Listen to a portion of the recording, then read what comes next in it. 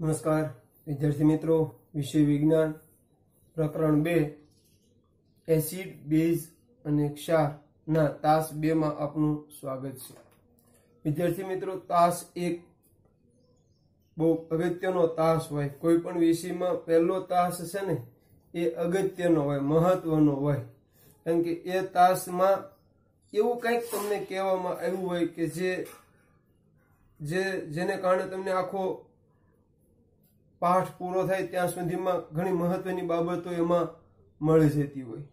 तो फरी एकवार आ पाठ सौथी हाईएस्ट मार्क एटले के 100 मार्क में पूछाय छे। एवुं नथी के एक ज 100 मार्क में पूछाय, पण 100 मार्क में पूछाता मार्क मानो एक आ पाठ छे। एक प्रश्न 4 मार्क में पूछाय, एक प्रश्न 2 मार्क में पूछाय। क्या प्रश्न बोर्ड में पूछाणा था 2020 में ए तमने मैं जणावी दीधुं कई रीतना पूछाय। खास करीने आ पाठमांथी समजण अने उपयोजन युक्त प्रश्नो वधु पूछाय छे।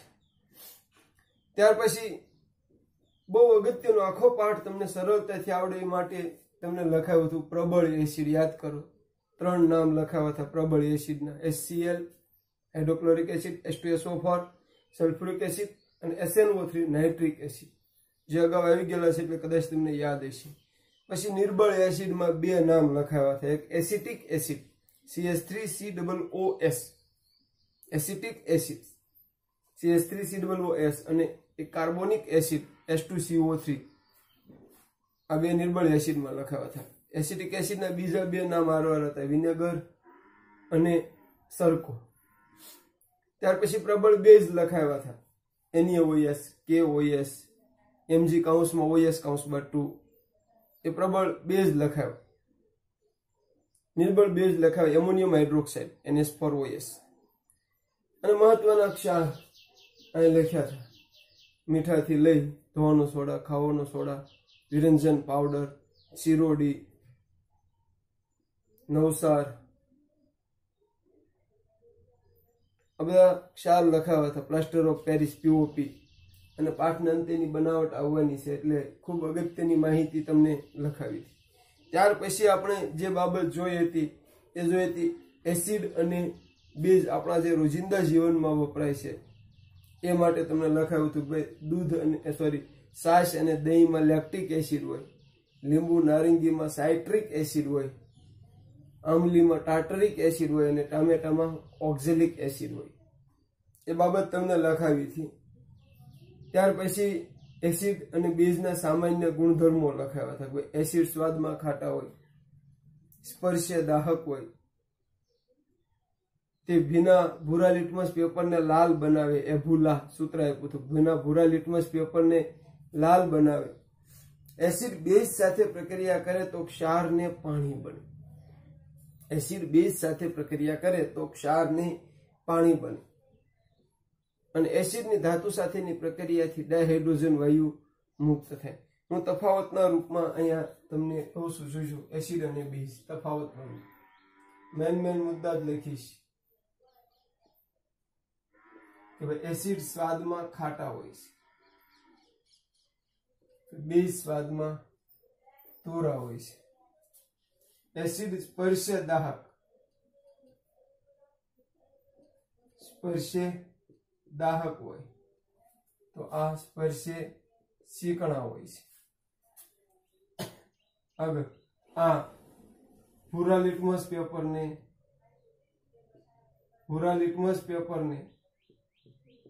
लाल बनावे तो बेઝ लाल लिटमस पेपर ने भूरा बनावे। अगर एसिड बेઝ साथे प्रक्रिया करीने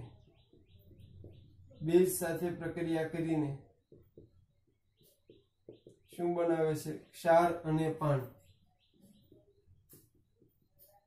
पाणी बनावे। तो बेઝ एसिड साथे प्रक्रिया करीने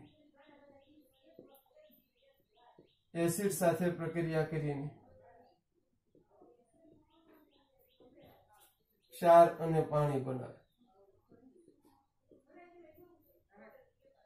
पाणी बनावे। आ जे प्रक्रिया छे आ बेयनी જેને તટસ્થીકરણની પ્રક્રિયા કહેવાય. તમારે અગાઉ આવ્યું છે અને આ પાઠમાં ઘણી બધી વખત આવશે.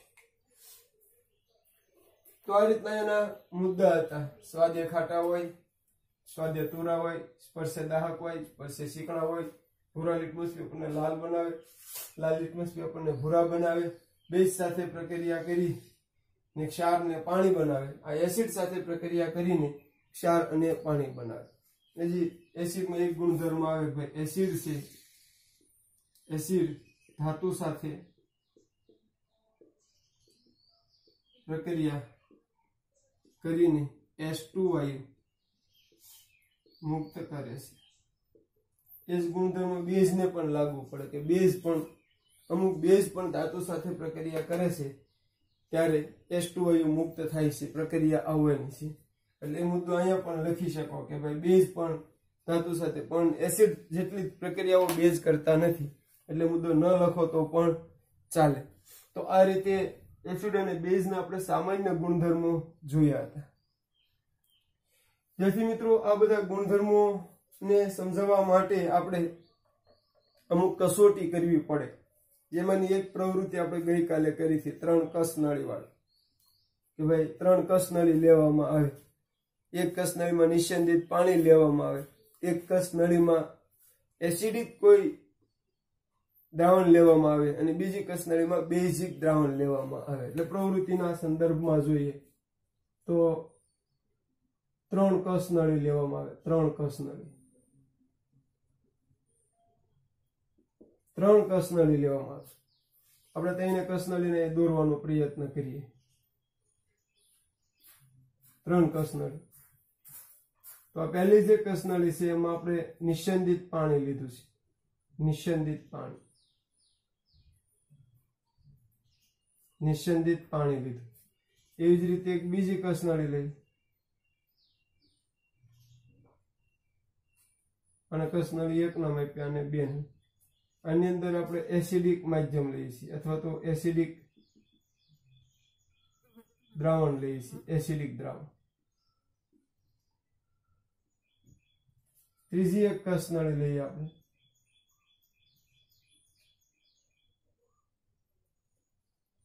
ત્રીજી એક કસનળી જેમાં આપણે બેઝિક દ્રાવણ લઈએ છીએ.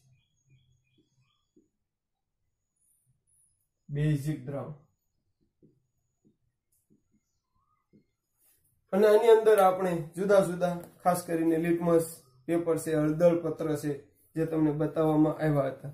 આ લિટમસ પેપર છે, ભૂરું લિટમસ પેપર છે, આ લાલ લિટમસ પેપર છે. આ લિટમસ પેપરની મદદથી અથવા તો હળદર પત્ર તમે પણ બનાવી શકો. હળદર પત્ર બહુ સરળ છે. હળદરને પહેલા એક રકેબી કે વાટકામાં પલાળી દેવાની, પછી સફેદ કાગળની પટ્ટીઓ બનાવવાની અને એ પટ્ટીઓને હળદરમાં રંગી નાખવાની, પછી સુકાવા દેવાની. સુકાઈ ગયા પછી તમે તમારા ઘરે જે એસિડ ને બેઝના દ્રાવણ બધાના ઘરે છે જ. આશા રાખું કે તમે આવા બધા દ્રાવણો લઈને આ બધી પ્રવૃત્તિ કરશો. છાશ છે, લીંબુ હોય, સાબુનું દ્રાવણ હોય, આ લેજો ખાસ અને પ્રવૃત્તિ કરજો. મજા આવશે.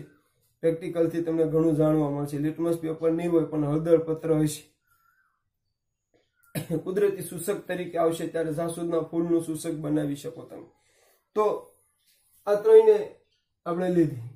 માની લો કે સૌ પ્રથમ નિસ્યંદિતમાં આપણે લાલ લિટમસ પેપર બોલ્યું. લાલ લિટમસ પેપર બોલ્યું. શું થશે? કોઈ અસર નહીં થાય. કોઈ અસર નહીં થાય. હવે એસિડમાં આપણે લાલ લિટમસ પેપર બોલ્યું. આ લાલ લિટમસ પેપર આપણે અહીંયા પણ બોલ્યું. શું થશે? એસિડ લાલ લિટમસ પેપરને શું કરશે? કઈ નહીં કરે. એસિડ ભૂરાને લાલ બનાવે, લાલને કઈ ન કરે. એટલે અહીંયા પણ કોઈ અસર નહીં થાય. અસર નહીં થાય. બેઝની અંદર આપણે લાલ લિટમસ પેપર બોલ્યું. બેઝમાં આપણે લાલ લિટમસ પેપર બોલ્યું તો બેઝ છે લાલ લિટમસ પેપરને શું કરશે? લાલ લિટમસ પેપર જે છે,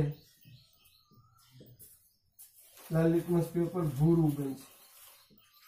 આવો એક પુસ્તકમાં કોઠો છે, જોઈજો. આ લિટમસ પેપર છે એ ભૂરું બનશે. હવે આપણે ભૂરું લિટમસ પેપર લીધું. ભૂરું લિટમસ પેપર, ભૂરું લિટમસ પેપર લીધું તો પાણીમાં શું થશે? નિસંદિત પાણીમાં કોઈ અસર નહીં થાય, અસર નહીં થાય, કોઈ અસર નહીં થાય. કારણ કે નિસંદિત પાણી છે એ તટસ્થ દ્રાવણ છે. તટસ્થ દ્રાવણ છે એ એસિડ કે બેઝમાં કોઈ અસર કરતું નથી. એટલે કે તટસ્થ દ્રાવણ છે લિટમસ પેપરને કોઈ અસર ન કરે, લાલ લાલ જ રહે, ભૂરું ભૂરું જ રહે.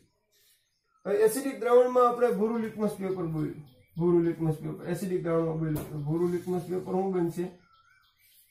લાલ બનશે, લાલ બનશે.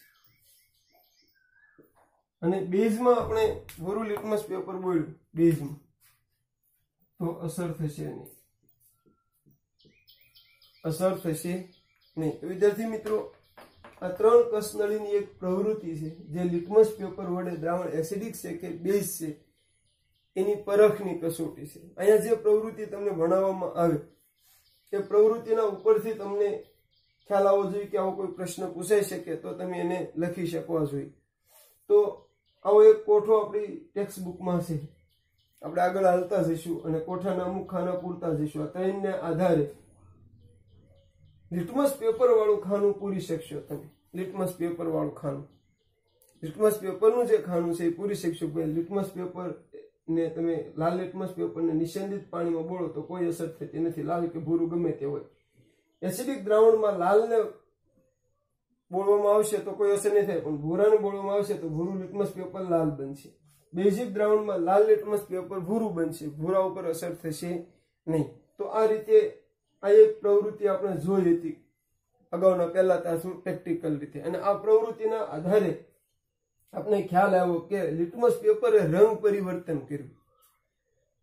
ભૂરું લિટમસ પેપરને આપણે એસિડમાં બોળ્યું તો લાલ બન્યું, એનો રંગ બદલાણો. લાલ લિટમસ પેપરને આપણે બેઝિક દ્રાવણમાં બોળ્યું તો એનો રંગ બદલાણો, ભૂરું બન્યું. તો અહીંયા ઉપરથી એક નક્કી થયું કે કેટલાક પદાર્થો એવા હોય છે કે જે એસિડ અને બેઝમાં રંગ પરિવર્તન કરે તો આ પદાર્થોને શુષ્ક કહેવામાં આવે. યાદ રાખજો, હું લખું છું શુષ્ક કોને કહેવામાં આવે? તો ભાઈ જે પદાર્થો એસિડ અને બેઝમાં રંગ પરિવર્તન કરે એને શુષ્ક કહેવામાં આવે. શુષ્કની વ્યાખ્યા તો ભાઈ જે પદાર્થો અથવા જે દ્રાવણો, જે પદાર્થો એસિડ અને બેઝમાં રંગ પરિવર્તન કરે, રંગ પરિવર્તન કરે તેને શુષ્ક કહે છે. જે પદાર્થો એસિડ અને બેઝમાં રંગ પરિવર્તન કરે એમને શુષ્ક કહેવામાં આવે છે. શુષ્કના કેટલાક ઉદાહરણો લખું છું. એના બે પ્રકાર છે: કુદરતી શુષ્કો, કુદરતી શુષ્કો જેમાં આવશે લિટમસ, પછી હળદર, લાલ કોબીજના પાન, લાલ કોબીજના પાન, કેટલાક ફૂલો, આ બધા કુદરતી શુષ્કો છે. યાદ રાખજો. હવે કૃત્રિમ શુષ્કો જોઈએ આપણે. કૃત્રિમ શુષ્કો, કૃત્રિમ શુષ્કોમાં આવશે મિથાઇલ ઓરેન્જ, મિથાઇલ ઓરેન્જ અને ફિનોલ્ફથેલિન, ફિનોલ્ફથેલિન. આ કૃત્રિમ શુષ્કો છે. આ કૃત્રિમ શુષ્કો છે. આ કુદરતી શુષ્કો છે જેમાંનું લિટમસ એક જાંબુડિયા રંગનું દ્રાવણ આવે અને એ આપણે જોયું. કોઠાની અંદર જે બાબત છે એને આપણે આગળ પૂર્તતા કરીએ. આ લિટમસ પેપર જે છે એની શક્ય છે તો પ્રવૃત્તિ કરવાનો પ્રયત્ન આપણે કરીશું. પણ આગળ જોઈએ તો આ ફિનોલ્ફથેલિન થી અને મિથાઇલ ઓરેન્જ થી શું થાય? એક કુદરતી લિટમસ જોઈ લીધું. હવે આપણે મિથાઇલ ઓરેન્જ અને ફિનોલ્ફથેલિનને જોઈએ તો એનાથી શું થાય એ આપણે જોઈ લઈએ. ખાસ કરીને તો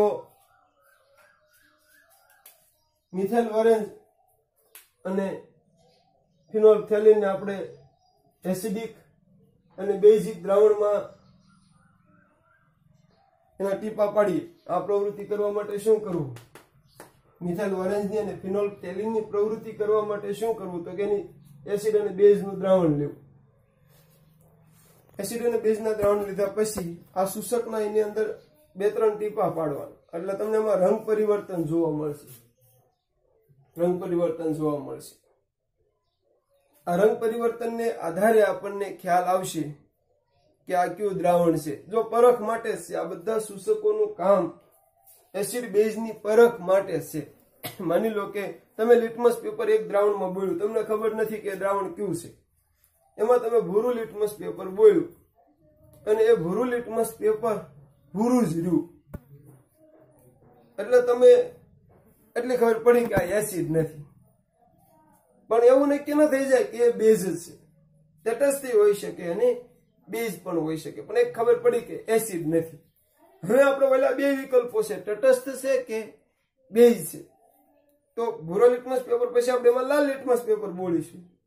લાલ લિટમસ પેપર પણ લાલ જ રહ્યું, તો નક્કી થઈ ગયું કે દ્રાવણ તટસ્થ છે. પણ લાલ લિટમસ પેપર જો ભૂરું બન્યું તો નક્કી થઈ ગયું કે દ્રાવણ બેઝ છે. તો આ રંગ પરિવર્તન ઉપરથી ખ્યાલ આવે કે મિથાઇલ ઓરેન્જ અને ફિનોલ્ફથેલિન છે એની કેવી અસર થાય. પ્રવૃત્તિ તમને મેં કહી દીધી, એસિડિક દ્રાવણ લેવાનું, બેઝિક દ્રાવણ લેવાનું. અને એની અંદર બેમાં એસિડિક દ્રાવણ અને બેઝિક દ્રાવણમાં પહેલા ફિનોલ્ફથેલિનના 2-3 ટીપા પાડવાના. શું થાય છે જો પછી યાદ રાખવું પડશે કે આવું થાય તો આ જો. કેમ લિટમસ પેપરમાં યાદ રાખવું પડે, ભૂરું લિટમસ પેપર લાલ બનાવે તો એસિડ હોય, એવી રીતનું આ રાખવું પડે. ભાઈ મિથાઇલ ઓરેન્જ કે ફિનોલ્ફથેલિન એસિડમાં આવો રંગ આપે, બેઝમાં આવો રંગ આપે. તો આ રીતે રંગ પરિવર્તનથી આપણને ખ્યાલ આવશે. આગળ કેટલાક શોષકો એવા છે કે જેમાં વાસ બદલાય. એસિડ કે બેઝ દ્રાવણમાં એનો ઉપયોગ કરવામાં આવે તો એની વાસ બદલાય છે. તો જે પદાર્થોની વાસ એસિડિક અને બેઝિક માધ્યમમાં બદલાઈ જાય એવા પદાર્થોને ઘ્રાણેન્દ્રિય શોષકો કહેવામાં આવે. યાદ રાખજો, આગળના શોષકોના પ્રકારમાં ઘ્રાણેન્દ્રિય શોષક. ઘ્રાણેન્દ્રિય શોષક. ઘ્રાણ વાસ પારખવાનું કામ કરે. તો ઘ્રાણેન્દ્રિય શોષક કોને કહેશું? તો ભાઈ જે પદાર્થો આના ઉપરથી જ બને, જે પદાર્થોની વાસ એસિડિક અને બેઝિક માધ્યમમાં, જે પદાર્થોની વાસ એસિડિક અને બેઝિક માધ્યમમાં બદલાઈ જાય તેને ઘ્રાણેન્દ્રિય શોષક કહેવામાં આવે. તેને ઘ્રાણેન્દ્રિય શોષક કહે છે. હું પેલા ઉદાહરણ નથી આપતો, પેલા અમુક નામ લઈશ, એના આધારે આપણે ઉદાહરણ પર જઈશું. આગમન નિગમન પદ્ધતિ આવે ને પ્રમાણે જે પદાર્થોની વાસ એસિડિક અને બેઝિક માધ્યમમાં બદલાય છે તેને ઘ્રાણેન્દ્રિય શોષક કહે છે. હું એક પ્રવૃત્તિ તમારી સમક્ષ રજૂ કરું છું. એક પ્રવૃત્તિ કે ભાઈ સૌ પ્રથમ શું લેવાનું છે ધ્યાન રાખજો. પ્રવૃત્તિ સૌ પ્રથમ કાપડની થોડીક પટ્ટીઓ બનાવો. જેમ આપણે કાગળની પટ્ટી હળદર પત્ર બનાવવા માટે બનાવી હતી ને, એની જેમ કાપડની થોડીક એવી પટ્ટીઓ બનાવો. પછી ડુંગળી સમારવાની. ડુંગળી એ તો આપણે ખ્યાલ જ હોય. આ ડુંગળીને સમારવાની. એક જબલાની અંદર આ બેયને મિશ્ર કરવા. કાપડની પટ્ટી અને ડુંગળીને ભેગા ભરી દેવા. યાદ રાખજો, મેં હું કીધું જોઈજો. ઘ્રાણેન્દ્રિય શોષકની આ પ્રવૃત્તિ છે કે ભાઈ કાપડની પટ્ટીઓ બનાવો, ડુંગળી સમારો, ડુંગળી અને કાપડની પટ્ટીઓને એક સાથે એક જબલાની અંદર ભરી અને ફ્રીજમાં રાખો. 1 દિવસ માટે રાહવા દો. પછી એને કાઢી લો. કાઢ્યા પછી કાઢ્યા પછી શું કરવાનું છે? તો કાઢ્યા પછી એની કાપડની પટ્ટી છે એની વાસ લેવાની છે, એની ગંધ પારખવાની છે, કેવી ગંધ આવે છે એનો અનુભવ કરવાનો છે. એ ગંધ પારખ્યા પછી એ કાપડની પટ્ટીમાં એક બે પટ્ટી લેવાની, એના ઉપર એસિડિક દ્રાવણ નાખવાનું. સોંપડીએ તો HCl કીધું છે કે ભાઈ HCl ના ટીપા નાખો. પણ આપણે શક્ય હોય ત્યાં સુધી આવા દ્રાવણોનો ઉપયોગ બહુ સલામત રીતે કરીશું. એટલે આપણે એની જગ્યાએ લીંબુ કે છાશ કે એવું કંઈક લઈ શકીએ. પણ જો એ ધ્યાન એ રાખવું પડે, લીંબુ કે છાશ લેવામાં વાંધો એ આવે કે આ એસિડ જે છે ને, આ એસિડ HCl હોય કે H2SO4 ગંધહીન અને રંગહીન એસિડ છે. એટલે ગંધની બાબતમાં લીંબુ કે છાશ લેશો તો થોડુંક ફેરફાર થઈ શકવાનો સંભવ છે. પણ આપણે સમજવા ખાતર કરીશું. તો એ પટ્ટી ઉપર એસિડિક દ્રાવણ નાખ્યું ત્યારે આપણે શબ્દનો પ્રયોગ કરીએ અને પછી આપણે એની વાસ તપાસી શું અનુભવ છો એ આપણે જોવાનું છે. હાથે આપણો અનુભવ આપણે રીતે જોઈ લઈશું. પછી એના ઉપર બે NaOH દ્રાવણના ટીપા પાડવા. બીજી પટ્ટીઓ એ પટ્ટીને કરું બીજી પટ્ટી લો અને એના ઉપર NaOH ના ટીપા પાડો અને એની વાસમાં શું ફેરફાર થાય છે એ જુઓ. પ્રયોગ એવું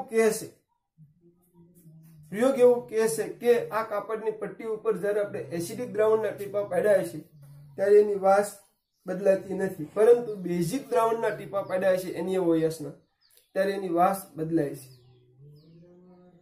તો અહીં એક બાબત સ્પષ્ટ થઈ કે આવી રીતની કાપડની પટ્ટી ઉપર આપણે કોઈ દ્રાવણના ટીપા પાડ્યા અને વાસ બદલાઈ ગઈ તો નક્કી થઈ ગયું કે એ દ્રાવણ બેઝિક છે. ઘ્રાણેન્દ્રિય શોષક કહેવાય કે જે પદાર્થોની વાસ એસિડિક અને બેઝિક માધ્યમમાં બદલાઈ જાય તેને ઘ્રાણેન્દ્રિય શોષક કહેવામાં આવે છે. તો આ જે ઘ્રાણેન્દ્રિય શોષક છે ડુંગળી, તો ડુંગળીની વાસ એસિડિક માધ્યમમાં બદલાતી નથી. HCl કે H2SO4 ના ટીપા પાડશો તો એમાં નહીં બદલાય, પરંતુ બેઝિક દ્રાવણમાં એ બદલાઈ જાય છે. આ પ્રવૃત્તિ ફરી વખત કે બીજી થોડીક પટ્ટી લઈ અને વેનીલા અર્ક, કદાચ આપણે નહીં જોયું હોય, વેનીલા અર્ક નો ઉપયોગ કરો અને જેમ HCl અને NaOH ના ટીપા પડ્યા હતા એમ વેનીલા અર્ક માં આ બે ના ટીપા પાડો, HCl અને NaOH ના, અને એની ગંધમાં શું ફેરફાર થાય છે એ જુઓ. ઉપર જેવી ઘટના બને છે, એટલે કે એસિડિક માધ્યમ વડે એની ગંધ નહીં બદલાય પણ બેઝિક માધ્યમ વડે ગંધ બદલાઈ જશે. આ જ કામ લવિંગનું તેલ લઈને કરો, જે કદાચ આપણે જોયું છે. લવિંગનું તેલ કે લવિંગના તેલમાં HCl ના કે H2SO4 ના એસિડિક માધ્યમના ટીપા પાડીએ તો એની વાસ નહીં બદલાય, પરંતુ બેઝિક માધ્યમ NaOH ના ટીપા પાડીશું તો એની ગંધ બદલાશે. તો અહીંયા એક બાબત સ્પષ્ટ થઈ કે કેટલાક પદાર્થો એવા છે કે જે એસિડિક કે બેઝ માધ્યમમાં એની ગંધ બદલાય છે, વાસ બદલાય છે. તો આવા જે પદાર્થો છે એને ઘ્રાણેન્દ્રિય શોષક કહેવાય. હવે તમે મને ઉદાહરણો જણાવી શકશો કે ઘ્રાણેન્દ્રિય શોષકમાં કોણ આવશે? ઉદાહરણમાં તો કોણ આવશે? ડુંગળી આવશે, વેનીલા અર્ક આવશે અને લવિંગનું તેલ આવશે. લવિંગનું તેલ, આ થઈને ઘ્રાણેન્દ્રિય શોષક છે જેની વાસ એસિડિક માધ્યમમાં બદલાતી નથી પરંતુ બેઝિક માધ્યમમાં બદલાય છે. ઘ્રાણેન્દ્રિય શોષકની વાસ એસિડિક માધ્યમમાં બદલાતી નથી, બેઝિક માધ્યમમાં બદલાય છે. એક વાત યાદ આવશે. હવે અહીંયા કદાચ તમને એમ કે આ હું બોલ્યું હોય કે ના આપે, પણ કોઈ એક એસિડ કે બેઝ આપે અને એમ કે ક્યાં માધ્યમમાં વાસ બદલાશે, તેમાં આ નિયમ કામ લાગશે. એટલે આપણે અહીંયા જોઈ છીએ કે ભાઈ ઘ્રાણેન્દ્રિય શોષક જે છે, ઘ્રાણેન્દ્રિય શોષક જેવા કે ડુંગળી, લવિંગનું તેલ, વેનીલા અર્ક વગેરેની વાસ એસિડિક માધ્યમ લખું છું HCl H2SO4 માં બદલાતી નથી, પરંતુ બેઝિક માધ્યમો NaOH માં બદલાય છે, એમાં બદલાઈ જાય છે. એસિડિક માધ્યમમાં બદલાતી નથી, પરંતુ બેઝિક માધ્યમોમાં બદલાઈ જાય છે. તો આથી ઘ્રાણેન્દ્રિય સૂચક. હવે તમને કદાચ પ્રવૃત્તિના રૂપમાં પૂછે 4 માર્કમાં અથવા 2 માર્કમાં કે ભાઈ ઘ્રાણેન્દ્રિય સૂચક વડે એસિડ કે બેઝની પરખ કઈ રીતે થાય, સમજાવો. 4 માર્કનો પ્રશ્ન બની જાય. ઘ્રાણેન્દ્રિય સૂચક વડે એસિડ કે બેઝની પરખ. તો મેં જે હમણાં પ્રવૃત્તિ કીધી, કાપડની પટ્ટી અને સમારેલી ડુંગળી, એની વાત કરવાની. કાપડની પટ્ટી હોય લો 7, 8, 10 ફિક્સ નો આંકડો. પટ્ટી હોય લો, ડુંગળીને સમારો, એ બેયને એક સાથે એક જબલાની અંદર ભરો અને ફ્રીજમાં 1 દિવસ માટે રાખો. પછી 1 દિવસ પછી એને કાઢી અને પેલા એમના કાપડની પટ્ટીઓની વાસ લો, કેવી ગંધ આવે છે જુઓ. તમને ખબર છે કાપડની પટ્ટીઓમાં ડુંગળીની ગંધ ભળી ગયેલી હોય, બે હારી રહ્યા એટલે ડુંગળીની ગંધ આવે. પછી એ પટ્ટીમાંની 1 કે 2 પટ્ટી લઈને એના ઉપર એસિડ ના 2-3 ટીપા ઉમેરો, HCl લો કે H2SO4 અને એ ઉમેરી અને પછી એની ગંધ પારખો. આ જાણી ગયા એટલે ખબર પડશે કે એસિડના ટીપા ઉમેર્યા પછી એની ગંધમાં ફેરફાર થતો નથી. ત્યાર પછી બીજી પટ્ટી લો, એની હો, બીજી પટ્ટી લો 1 કે 2, અને એના ઉપર બેઝ એટલે કે NaOH, બીજા બેઝ હાલે પણ NaOH બેઝ ના 2-3 ટીપા ઉમેરો અને એની ગંધનો અનુભવ કરો. NaOH ના ટીપા જયારે ઉમેર્યા છે ત્યારે એની ગંધમાં પરિવર્તન આવશે, અને એસિડના ટીપા ઉમેર્યા છે ત્યારે એની ગંધ બદલાતી નથી. તો આ ઘ્રાણેન્દ્રિય સૂચક થયું. યાદ રાખો કે ભાઈ જે પદાર્થની વાસ એસિડિક કે બેઝિક માધ્યમમાં બદલાઈ જાય તેને ઘ્રાણેન્દ્રિય સૂચક કહેવાય. એસિડિક કે બેઝિક માધ્યમમાં જે પદાર્થની વાસ બદલાઈ જાય એને ઘ્રાણેન્દ્રિય સૂચક કહેવાય. હવે આગળ આપણે જોઈએ તો આ બાબત થઈ ગઈ ઘ્રાણેન્દ્રિય સૂચકની. આ બાબત થઈ ગઈ રંગ પરિવર્તન કરતા સૂચકની. એટલે 2 પ્રકારના આપણે આમ સૂચક જોયા. 2 પ્રકાર કઈ રીતે પૂછે એના ઉપર આધારે, કુદરતી સૂચક, કૃત્રિમ સૂચક, એમ 2 પ્રકાર થાય. પણ એક એવા સૂચકો કે જે રંગ પરિવર્તન કરે છે, એસિડ કે બેઝ માધ્યમમાં રંગ પરિવર્તન કરે એવા સૂચક, અને એક ઘ્રાણેન્દ્રિય સૂચક. તો 2 માર્કના પ્રશ્નમાં પૂછાઈ શકે કે ભાઈ સૂચક કોને કહેવાય. જો માત્ર આમ જ કીધું સૂચક કોને કહેવાય, એના પ્રકારો જણાવી એના ઉદાહરણો આપો. તો સૂચકની વ્યાખ્યાના 2 પ્રકારો, કુદરતી સૂચકો અને કૃત્રિમ સૂચક. એના ઉદાહરણો તમને આપ્યા છે. એના ઉદાહરણો તમને અહીંયા આપ્યા છે. ઘ્રાણેન્દ્રિય સૂચક કોને કહેવાય, ઘ્રાણેન્દ્રિય સૂચક જણાવો, ઉદાહરણો આપો. તો ઘ્રાણેન્દ્રિય સૂચકની વ્યાખ્યા એના ઉદાહરણો આપ્યા છે. ડુંગળી, વેનીલા અર્ક અને લવિંગનું તેલ. આમાં મેં તમને એમ કીધું કે આમાં સમજણયુક્ત પ્રશ્નો વધારે પૂછે છે, તો તમને એ રીતનું લઈ લે ભાઈ એક દૂધ વાળો કેમ પૂછતા થઈને જેમ કઈ પણ શબ્દ વાપરીને કે ભાઈ એક ડુંગળીનો વેપારી કે ખેડૂત, તેના સંદર્ભમાં ઘ્રાણેન્દ્રિય સૂચકનો પ્રશ્ન બનાવે. એને એમ કે એના ઉપર HCl નાખવામાં આવ્યા ટીપા. પેલો કિસ્સો એ એમ કે HCl ના ટીપા નાખવામાં આવ્યા, શું થશે? તો એની વાસમાં પરિવર્તન નહીં આવે. બીજું એમ કે એમાં NaOH ના ટીપા ઉમેરવામાં આવ્યા તો શું થશે? એની વાસમાં પરિવર્તન આવશે. તો એવી રીતના પ્રશ્નો બનાવી શકે સમજણયુક્ત. એટલે ખાસ પોઈન્ટ આપણે સમજાઈ ગયો હોવો જોઈએ. હવે આપણે ટેક્સ્ટ બુકની અંદર એક પ્રવૃત્તિ આપી છે, તમે એટલા એસિડ લો, એટલા બેઝ લો, એવું બધું કીધું છે. અને પછી એ બધાની લિટમસ પેપર, લાલ લિટમસ પેપર, ભૂરું લિટમસ પેપર, ફિનોલ્ફથેલિન અને મિથાઇલ ઓરેન્જ, એટલે કે ખાસ આને લઈને છે. એ પ્રવૃત્તિ આને લઈને છે. આ ઉમેરો અને શું થાય છે કયો? તો લિટમસ પેપરની વાત પૂરી થઈ ગઈ છે. તમે ટેક્સ્ટ બુકમાં જોશો એટલે ખ્યાલ આવશે. એક ખાનું છે કે ત્યાં તમારે અમુક એસિડ લેવાના છે. માની લો કે આપણે 3-4 એસિડ લીધા, HCl, H2SO4, SNO3, 3 એસિડ લીધા. પછી થોડાક બેઝ લીધા, NaOH, KOH, Mg કૌંસમાં OH કૌંસમાં 2, 3 બેઝ 3 એસિડ લીધા. બોક્સમાં નથી પૂરતું, હું તમને જેમ લખી દઉં છું એટલે તમને ખ્યાલ આવશે. તો હવે માની લો કે એસિડ છે પેલું HCl, એમાં તમે લાલ લિટમસ પેપર બોળો તો શું થશે? એસિડ લાલ લિટમસ પેપર ઉપર અસર નથી કરતા, એટલે લાલ લિટમસ પેપર ઉપર અસર નહીં થાય, લાલ જ રહેશે. ભૂરું બોલ્યા તો ભૂરું લિટમસ પેપર લાલ બને. હવે બેઝમાં એ જ રીતે લાલ લિટમસ પેપર બોળો તો બે લાલ ને ભૂરું બનાવશે, પણ બેઝમાં ભૂરું લિટમસ પેપર બોળો તો ભૂરા લિટમસ પેપર ઉપર અસર નહીં થાય. તો આવું જ તે ફિનોલ્ફથેલિન અને મિથાઇલ ઓરેન્જના દ્રાવણની પ્રવૃત્તિ આપણે હજી કરી નથી શીખ્યા. શક્ય બનશે તો તમને કરીને બતાવવાનો પ્રયાસ કરીશું. પણ અત્યારે યાદ રાખી લો કે ફિનોલ્ફથેલિન જે છે, ફિનોલ્ફથેલિન